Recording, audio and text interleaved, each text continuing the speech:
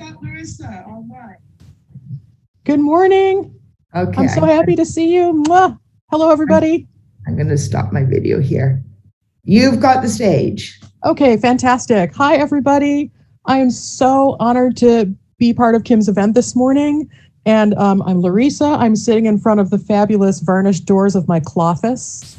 Love 2020, love 2021. I'm going to share screen in just a minute and get into my presentation, but I first wanted to say a huge thank you to Kim for putting this conference on and taking on some really tough issues that we need to get at in our industry in a way that's really meaningful and in a way that goes past lip service, right? And so to be able to get into and unpack a lot of these issues today is going to be really important for us. I want to thank Kim's team, Chloe, and everybody who's helping to make the event a success. And I really want to thank the sponsors, MongoDB and Hack the Box, because you're awesome to support this. And I also want to thank anybody who's attending today, not because these are your issues, not because you've got a friend presenting, but because you're a manager, an owner or a manager in cybersecurity and InfoSec, and you want to learn this and you want to be a better ally, or you want to start being an ally. I really appreciate you being here. Thank you. So with that, I'm going to remember ADHD, neurocognitive disability. I may faff this on my first try, but I'm going to share screen. Will I get like a little talkie window in my presentation, Kim or Chloe?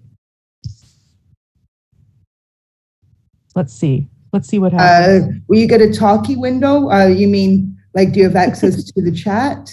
Like, will it show me talking or is it just going to show my slides? It's just going to, yeah, if you share your screen, it will switch from your video feed to what you're showing on your screen. Okay, so I hope that you now see my slide. Everybody good? Can I get an amen? Yes, we see your slide. Okay, Beautiful. Great. Thank you. I appreciate you. All right. So today I'm going to be talking about navigating cybersecurity as a field, but also as a workplace issue if you have a neurocognitive disability such as ADHD. It's just my personal opinion. Just going to start today by telling you the scope of this presentation. It is my personal experience, and this is the first time I have ever publicly spoken about having a very acute neurocognitive disability in the workplace. I've been aware of these issues. I've dealt with them myself sort of under the radar for a long time. And in fact, Kim, I started professional life as a journalist, and believe it or not, I was at the signing of the Americans with Disabilities Act in 1991. I covered it. I'm very intimate with what that law did and has done and all of the ground that we still have to cover. So I'm only speaking for myself. I'm only speaking about my disability and my co-traveling disabilities that go along with it. Your mileage may vary. I may not be speaking directly to what you experience, but I think what I experience is generalizable to some of the bigger issues that we have in the workplace and in cybersecurity as a field. So about me.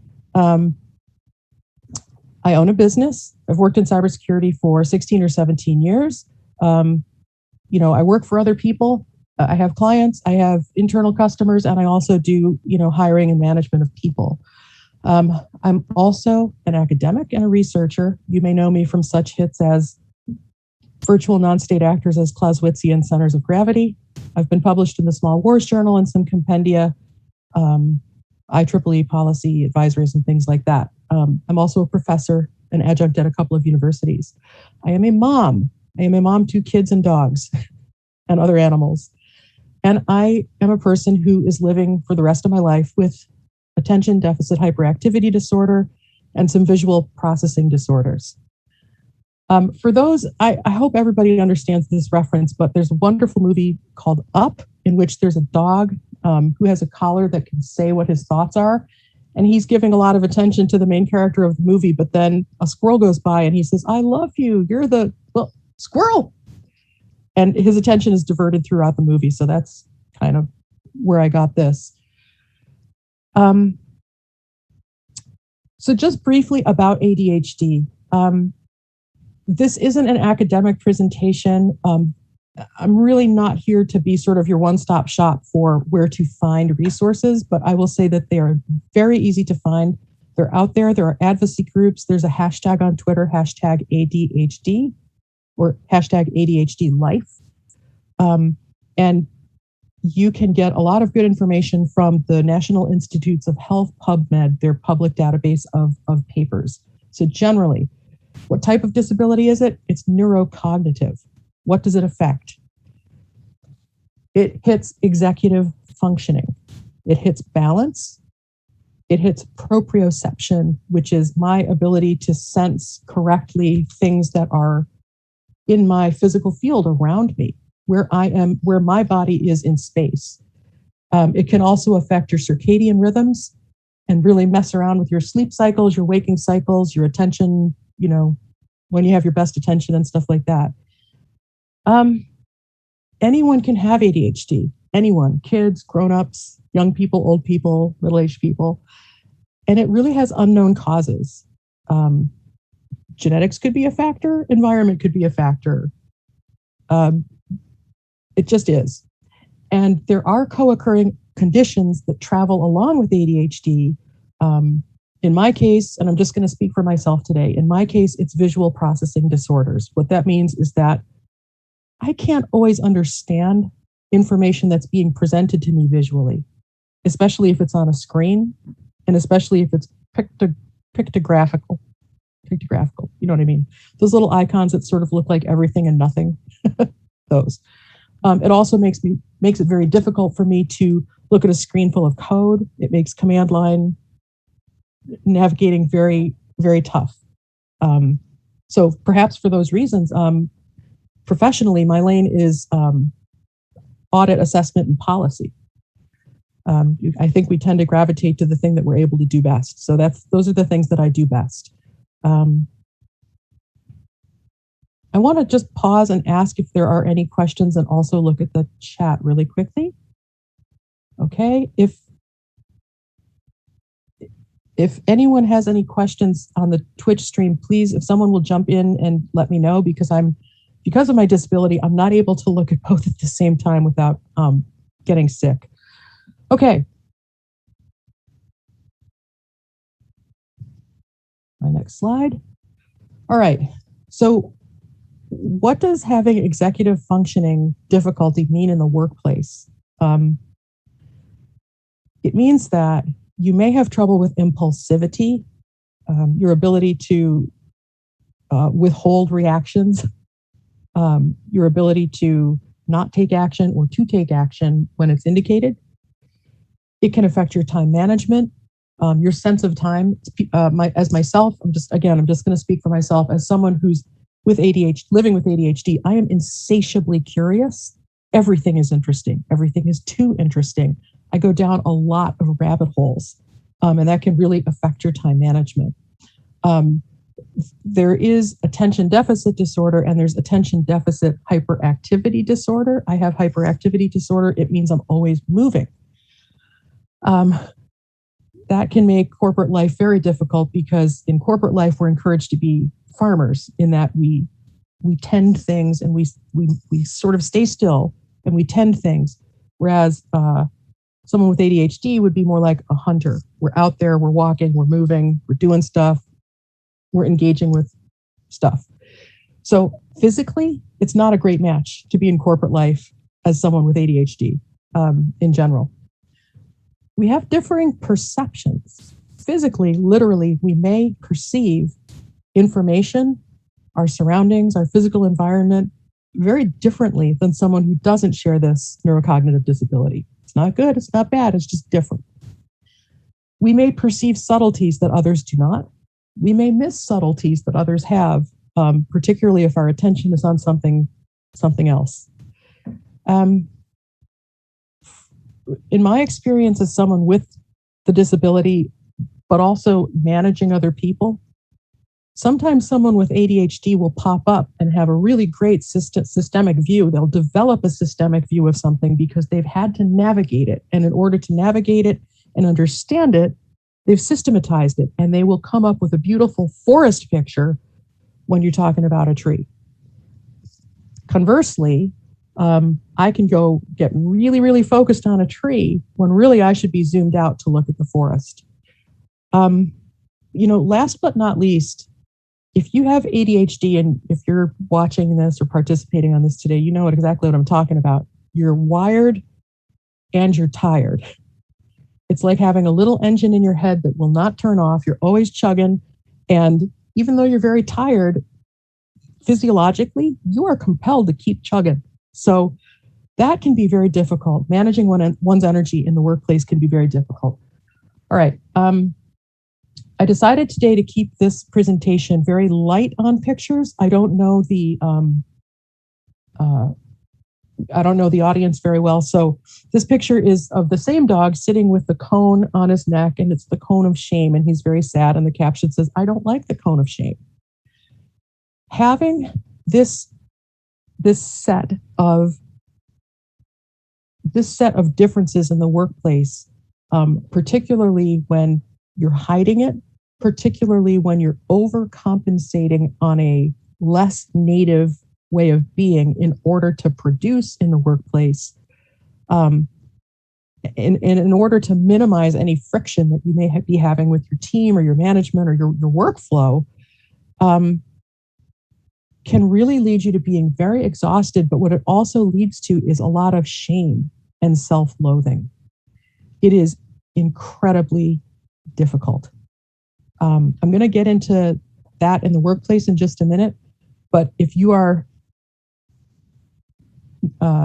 neuronormative and you're dealing with people who have neurocognitive disabilities, I would just really invite you to understand that they're tired. They're fearful, usually, because, they've been down this road a few times and they've had consequences to stuff that they've maybe now learned to manage. And probably they have a lot of shame that they're hiding. That can come out in other ways. Just frequently there can be substance abuse and stuff like that can travel along with shame. So those are some of the things that go on in the workplace. Now, what adds friction to this is if you're in a workplace where you're in a basically like 24/7 uptime, 24/7 on call, and you have to be reactive and responsive in a very measured and predictable way to a stochastic security environment, a security environment that's always changing and coming at you. If you have ADHD, you're kind of like a Superman. You have really great superpowers in dealing with some of these aspects of working in security. You're able to respond quickly. You're able to analyze things very quickly. You're able to change gears very, very quickly. But hyper-focus, hyper-attentiveness, and a constant undercurrent of managing your disability in the context of your relationships with people and workflow can be kryptonite. So you have strong strengths and also very powerful deficits that frequently do not even out on a continuum, I guess is what I'll say. It's not all bad. If you have a person with ADHD on your team, they're going to bring a very different perspective. They're going to bring a very different pace of work. And that can be managed and that can be accommodated for. And it can lend a lot of strength to your team. We talk about diversity, we talk about resilience. That starts with having a team that looks at all different aspects of something and has very, very different capabilities. Those are called complementary strengths, and we need them. But in the workplace, managers can attempt to be empathetic. They can attempt to understand the issue or apply what we call mirror imaging, how they project themselves onto the disability. And I want to make some comparison for comparison's sake to talk about the extremity of my disability in the workplace. A manager will sometimes say, if you disclose yourself to a manager, they'll sometimes say, oh, I understand. I think I have ADHD too, or oh, I get it. I have ADHD moments all the time. Here's the problem with that. That's harmful empathy because ADHD never goes away. You never don't have it. It's not a momentary loss of executive functioning. It is permanently not there. So an ADHD moment doesn't equal having a neurocognitive disability. You wouldn't say to someone who's living in a wheelchair, oh, I broke my ankle one time. I understand everything about what you're going through. You got this. If you're living your life without vision, it would be very inappropriate for a manager to say to you, oh, I had an eye infection once. I understand. But those are direct analogs to what we receive as people with a neurocognitive disability because it's not physically, visibly evident. Okay. And it's human nature. I understand. We easily understand things that we can perceive easily. So accommodating someone with a neurocognitive disability is going to require a deeper understanding of the disability than what the manager may have experienced on a bad day or a bad week. Why? Why? Because when you make a false equivalence about someone with ADHD or a neurocognitive disability, you are applying moral and intentional judgment. And that leads to the most dreaded word to a person with ADHD, the word just. If anybody else who's watching today, participating today, heard that word and just like cringed a little bit inside, I understand. When I hear it, my eyes fill up with tears. You know, just try a little harder, they'll tell you. The person with ADHD is trying as hard as they possibly can already. They know they're operating from a deficit and they're working extra hard to overcome that deficit to be where you need them to be. They're already trying hard. Just focus. You know what? If the person with ADHD could focus as well or as consistently as you could, we wouldn't have a disability. Just get a good night's sleep.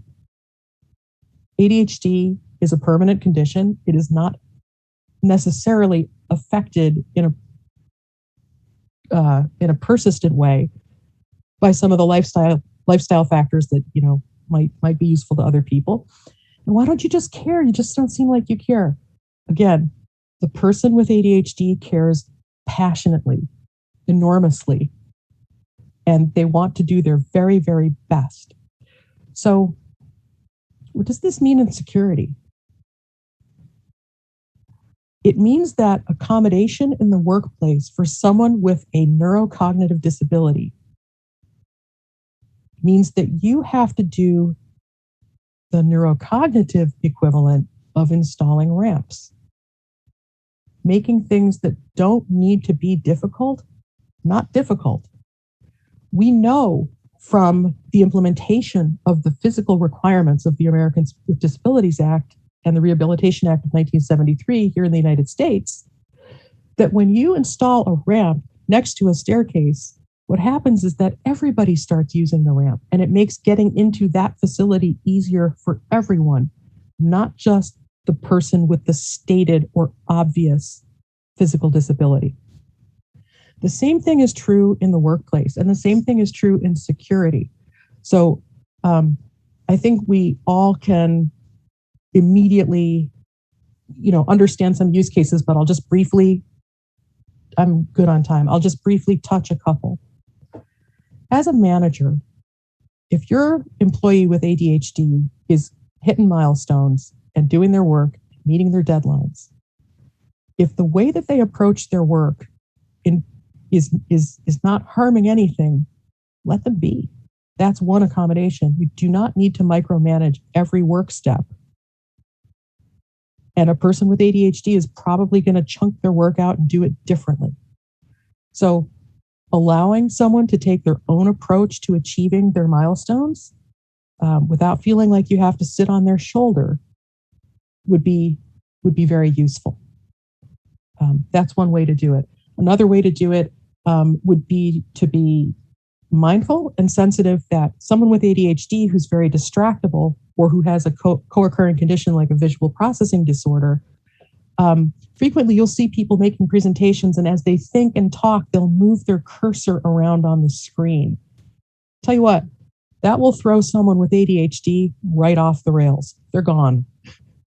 So be mindful before you make a presentation. Ask, does anyone here have a reason, or is there anything I can do here to accommodate someone by not moving my cursor or by talking through pictures or adjusting the pace of my presentation? Those are some very simple use cases. But last but not least, I mean, as someone who's worked around the policies of this, as someone who's been in the workplace and dealing with myself, colleagues, direct reports, and hires, there's nothing wrong with talking about it. Talk it through, put everything on the table, and get through it. So with that, I want to move into a larger issue that pertains to security that we all need to think about as practitioners, the public. Our attack surface is getting wider, it's getting deeper. The edge is simply endemic. Everything now is edge. Everything is edge security. And we have an aging population. So when you look at the workplace issues that I just went through, impulsivity, time management, fidgeting, different perceptions, and differences with subtleties, if you look at the population as it's aging and it's going into cognitive decline as a function of aging, it's going to happen to all of us. Their impulsivity increases, ability to manage time or complex issues decreases, dexterity issues increase, differing perceptions are exaggerated, and subtleties are lost or gained. This is an end user population that is growing and it's slowing. And we can draw an analog between our colleagues with ADHD, perhaps, and a general population when we think about what our expectations of them should be from a security perspective, but what we're asking them to do as a user population. And I will point back to some of the accommodations that might be useful in the workplace are the same accommodations, use cases, or UX thoughts that could go into making security requirements for the end user serviceable. I think it's very important. I think that we're really, to just mix metaphors terribly, we're throwing the baby out with the bathwater if we miss the opportunity to make things easier for the end user. And I'm not talking about like the grandma on Facebook. I'm talking about like the program manager in the corner office, right? If we make security easier to use, easier to build, easier to maintain, easier to use, easier to report, and easier to implement, I think, we have a bigger win than just the win of creating a better workspace that lets people with ADHD shine. So that's my presentation today. I would love to take some questions, or if you have a difference of opinion, I'd love to hear it.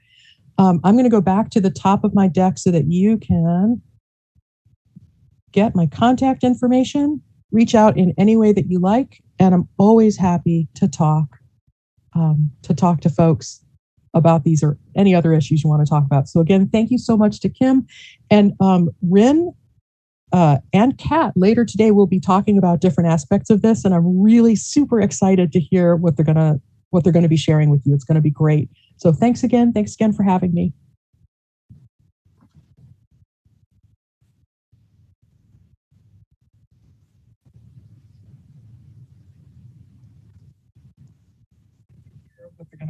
What they're going to be sharing with you. It's going to be great.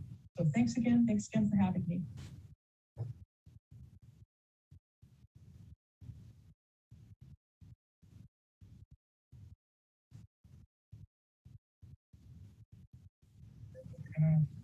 Sharing with you. It's going to be great. So thanks again for having me.